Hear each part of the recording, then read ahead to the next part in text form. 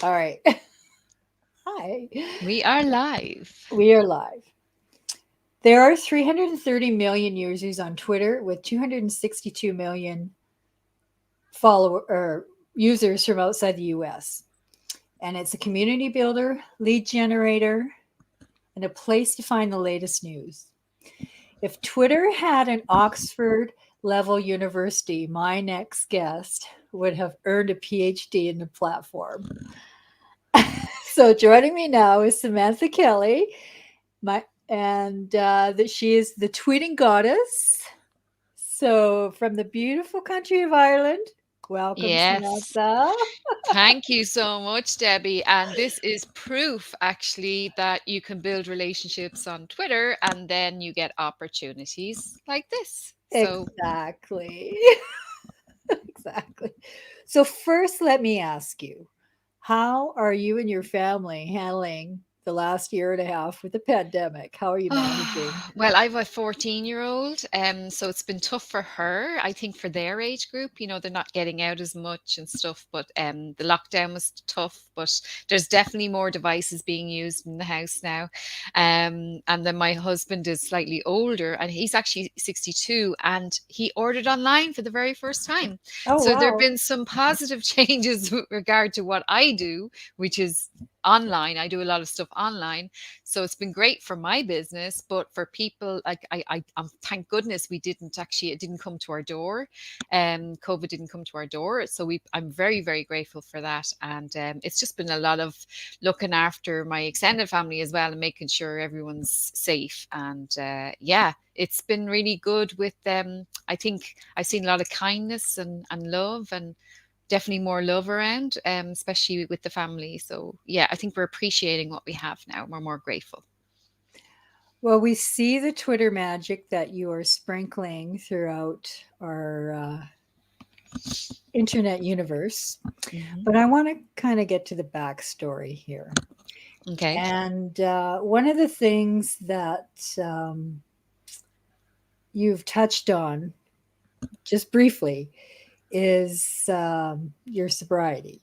Hmm. And you mentioned 13 years sober, was it? Yep, I am. Okay. Wow.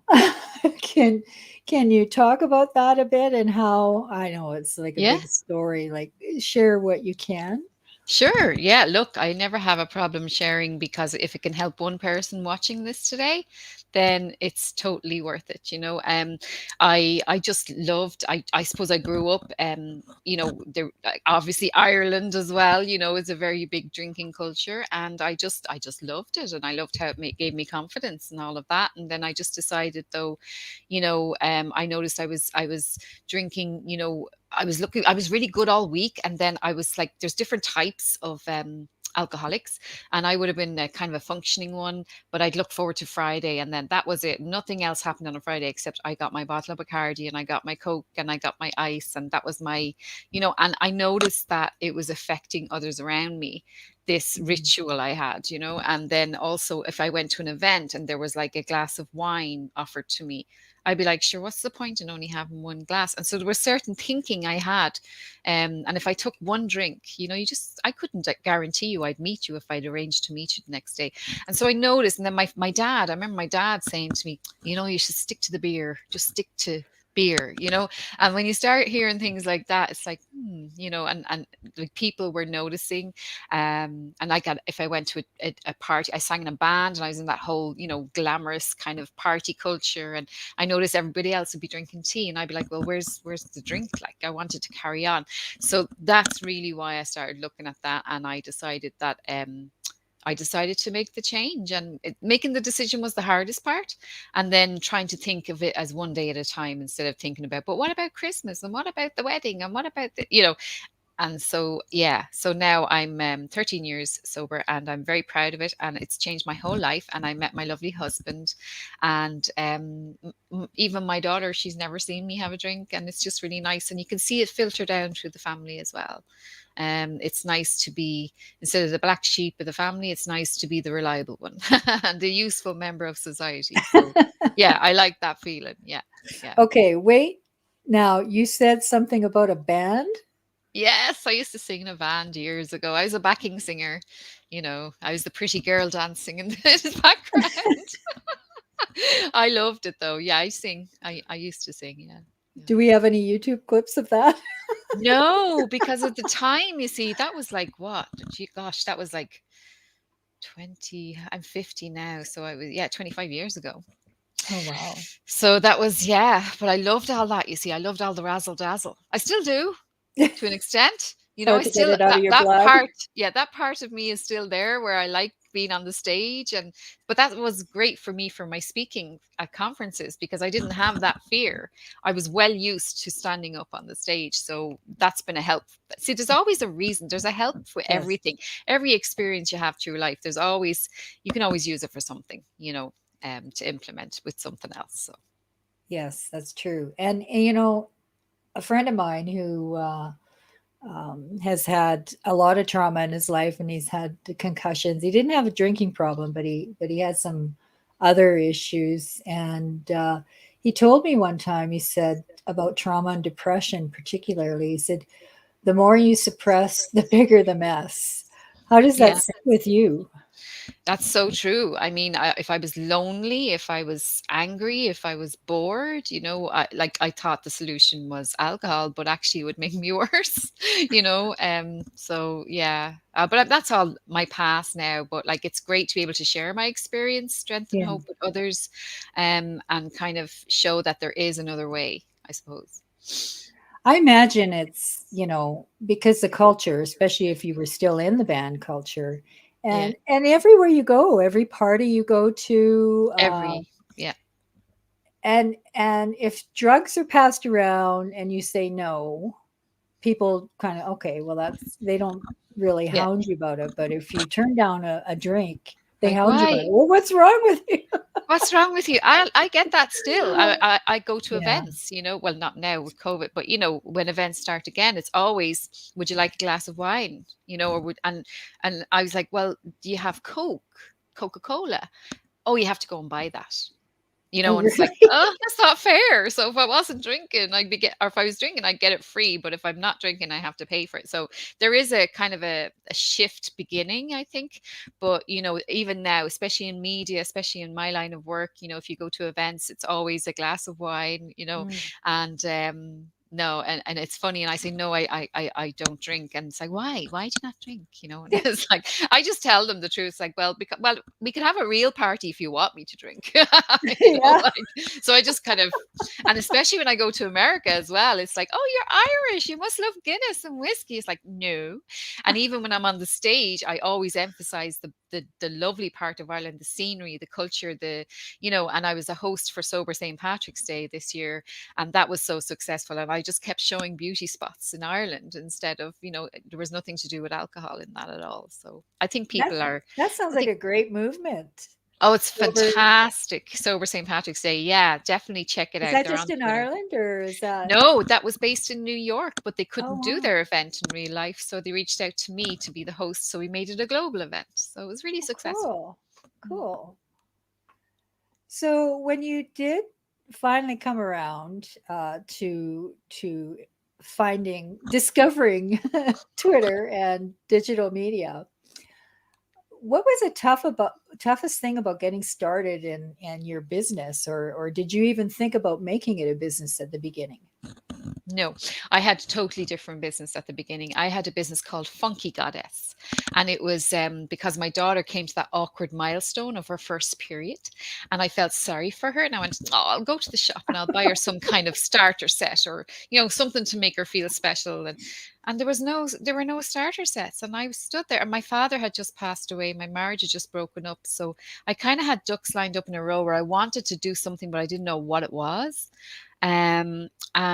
There and then in the supermarket aisle, I decided that I would start a business, which was a gift box for girls. And I called it Welcome to Womanhood.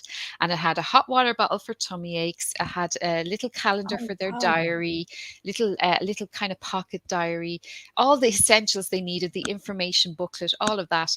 And it was really, really popular. But I had no money when I started my business. My mum gave me a little loan, and I actually went on a show called Dragon's Den, which is like Shark Tank.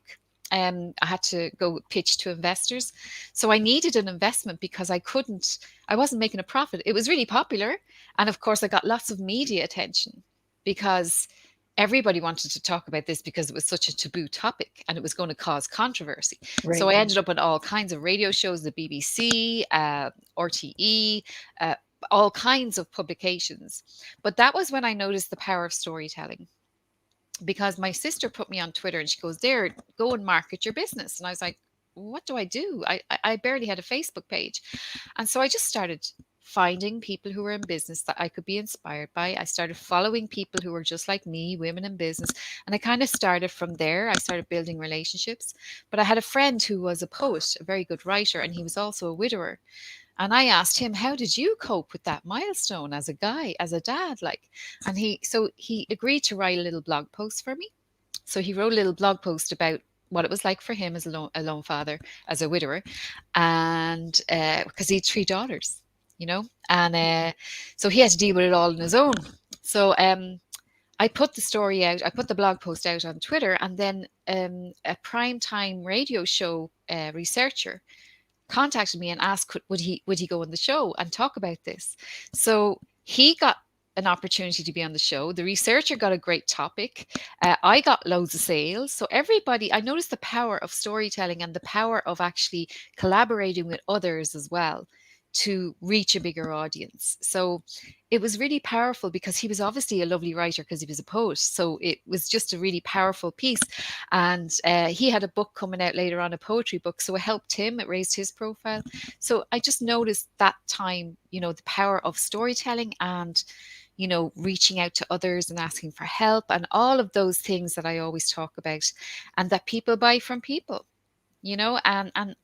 and I just got really good on Twitter. And then because I didn't get the investment after the TV show, which sometimes happens with due diligence, I was still in the same situation. I had all of these sales, but I wasn't making a profit. And I was Mm. sitting by the fire with my daughters and we'd no coal. And I decided I couldn't do this anymore to them just because I was being ambitious and all. So I decided to shelve it, and a customer bought it off me. So I sold my first startup. And then a local hotel approached me and said, "You're really good at this Twitter thing. Can you show us how to do that?" And I was like, "Yeah, sure."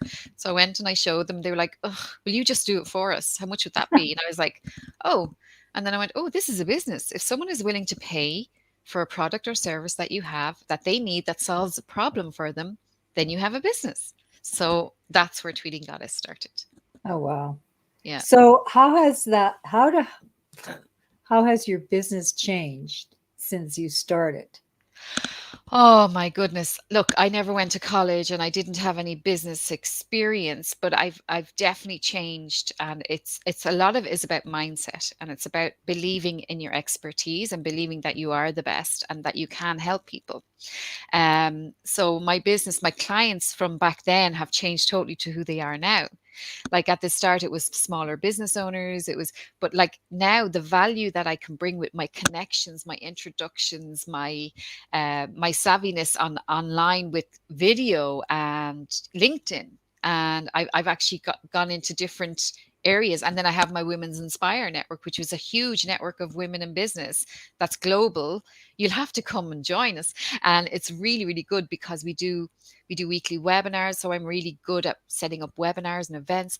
And so the things I do now were not necessarily the things I did at the start. At the start, I was managing accounts, but now I actually teach people how to do it themselves. And I teach companies, not just individuals. So, and I get speaking moments. So I'm getting, like, I've lots of different revenue streams compared to when I started out. So it's all about growing and surrounding yourself with good people and surrounding yourself. Like, I needed a community around me too. And that's why I created Women's Inspire Network, because I felt lonely sitting. I'm in Mhm. my box room here in a village in Ireland, but I'm talking to a global audience. So I just knew that it was so important for me as well to be able to bounce ideas off people, because there'd be silly questions I'd have, like, "What's a sales funnel?" I feel really stupid. "What's a sales funnel?" Or I'd be like, "How do I get this sale over the line? They said they were going to buy, now they're not." And then, and getting the right clients as well. Like, you don't want to be messing around with tire kickers, we call them, you know, um, so it's important to manage your time, that work-life balance thing, because you can get sucked into, this world, and just it's important to go out in nature and stuff like that. So you learn so much as you go. So there's so many things have changed now. True Yeah. that. True that. What's the best piece of advice you were given? You are good enough. Oh, You are good enough was one of the best pieces of advice I was given. That was from Bill Yao. I was at an event, and a lady, Gwen, was on the stage speaking, and she said, "Well, what's your biggest challenge right now?" And I went, "Am I good enough?" And then, and she addressed that. And then when he was walking out the door, Bill Yao was in the audience, and he said, "By the way, Sam, you are good enough." And that kind of nearly made me cry. Like, oh, but I still get goosebumps when I think about it. But also, a great quote that I heard from Morgan Freeman is, "Don't ever take criticism from someone you would never go to for advice." I love that. that I is love that one. great. Yeah. Yeah. Yes, yes. So when you look at Twitter, I mean, I'm sure you have a laundry list of these, but what's your favorite Twitter fail that you like to use as an example of what not to do? Oh gosh, there's so many. Yeah, okay. Oh, connecting your Facebook or Instagram to Twitter. Oh, So if you connect so that when you put something on Facebook, it just goes directly to Twitter, it's not saving time. First of all, they're two different audiences. And second of all, if you go to Twitter and it just says, "I've just posted a photo on Facebook," like that, to me, I'm not going to follow you because I can see you're not even on Twitter, you're on Facebook. So yeah. that's one big tip that I give. Yeah, that's and it plus you really want to have unique content on all your platforms. Yeah. You don't Yeah. want to have the same. I mean, sometimes you post the Mm. same stuff. You can. Sometimes it's the same, but if you did it every post, it would be a little boring. Yeah, if you look at my Instagram, it's totally different to my Twitter. You might see maybe me walking the dogs on stories and on Twitter as well. But on LinkedIn, you might see me walking the dogs on the stories, but you won't necessarily see that in the posts. It's more business orientated. But however, LinkedIn is getting more human. I always said it Yeah. years ago, before the pandemic, it was getting more human. But now I've noticed it even more. And actually, most of my best clients I've got from being myself and being human. Well, and I was having a conversation last week with some people, and there was we're talking about branding and pictures of corporations with wearing suits seems a little out of place these days. Yeah. And do you With even remember, like, everybody wears jeans. I mean, I don't even yeah, see very many people wearing a suit anymore. yeah, and I find that also, if you're on a Zoom call and the cat goes in the background or a baby comes in, or, it's so much more acceptable than it was before. And I always was like that anyway. Even with my Women's Inspire Yeah. network, we'd have one lady and she had her grandchild on her lap during the webinar. And and even I had an event and a lady rang me. She asked me, could she bring her baby? She just had a baby, and I was like, well, yeah, absolutely, but like, just if the baby cries, would you be able to take the baby out if someone's speaking? And she was like, yeah, sure. And the baby was so good. The baby had the best time because the baby was being passed around to everybody, and he was exhausted by the end of the day. But more importantly, the woman, who was a woman in business, had a great time and she loved it. There's loads. The photographer just kept taking pictures of her and the baby, so she got the most attention out of the whole event. So, I've always done that. Some of my favorite YouTube videos are of the Zoom pictures of cats and Yeah, dogs and kids even interrupting Zoom yeah, calls. yeah.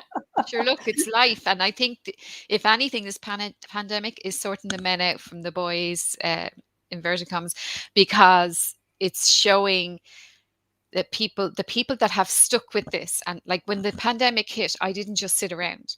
I No, did a tweet and I said, look, does anyone need any help?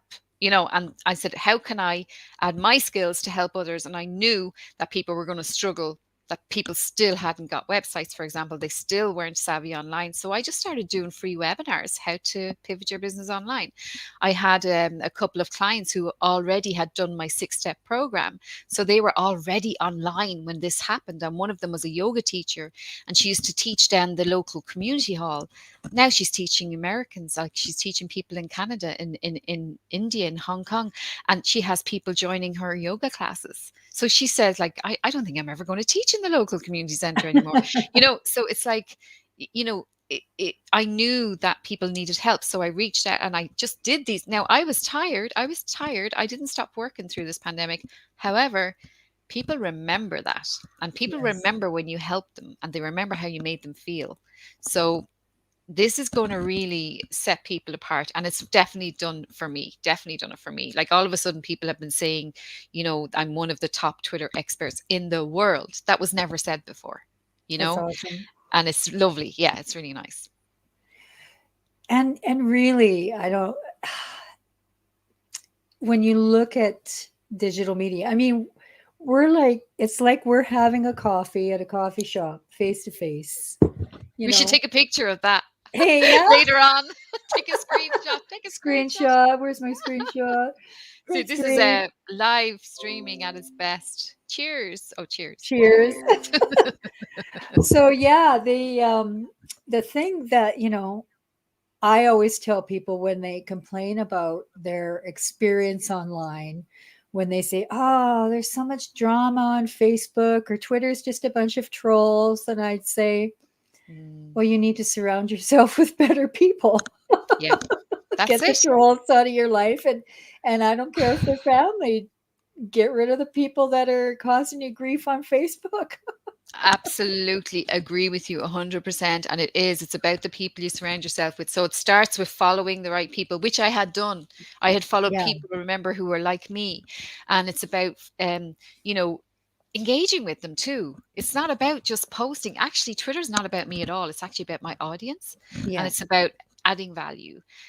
Think before you tweet. So if you're going to tweet something, is this tweet going to inspire? Is this tweet going to help someone learn something new today? Is this tweet going to add value and start a conversation, maybe a positive conversation? So, it's all about that stuff. And for me, that's really simple. But for others, it's not as simple. And that, yeah. and that's why I prefer to teach people and show them the way, show them how you can actually really raise your profile online and do what I've done. And I've been through all the pitfalls, all the crap, all the things that affected me and made me think of giving up. But I can actually share that knowledge now to show people, look, I did that happen to me, and this is what I did, Yes. and that's really important. And you don't know, excuse me, you don't know who people know. Oh, So yeah. you have no idea who's watching. And there are Yes. so many stories about people getting their next big break through Twitter, Facebook, whatever. Like if somebody happened on their post at the right time, Yeah. you don't Yeah. know what's going to happen. Or if you use it uh, in a strategic way. Sean Mendes is one of the biggest pop stars there is, and he's Canadian, by the way. He got his start on Vine with Yeah. those 7 or 8 second clips Yeah. on Vine. That's how he started his fame. Look, my whole life, like, don't forget, I was a lone parent on social welfare when I started. My whole life has changed. My whole life, I mean, I've given my daughters better opportunities than I had. For example, my own daughter, my 22-year-old, has her own business actually, and Oh she's wow! amazing. And she's even becoming quite an influencer herself on Instagram. So, there are opportunities there. It's about learning how to use it correctly. It's about learning the technical side, but it's not really even about the technical side. It's about your mindset and the people you surround yourself with, and how believing that, yes, I am like, look, I'm not an Instagram expert, but one of my girls, Sharon, on my team is. So I surround myself on my team. I have people around me who are better at the stuff that I'm not good at. And then I focus on the stuff that I'm really good at. So, a lot of people struggle with social media. They don't want to be on it, especially people in the wellness space, because they're connected to the universe. So the universe is saying, no, I do not want you on this computer. I do not want you on this phone.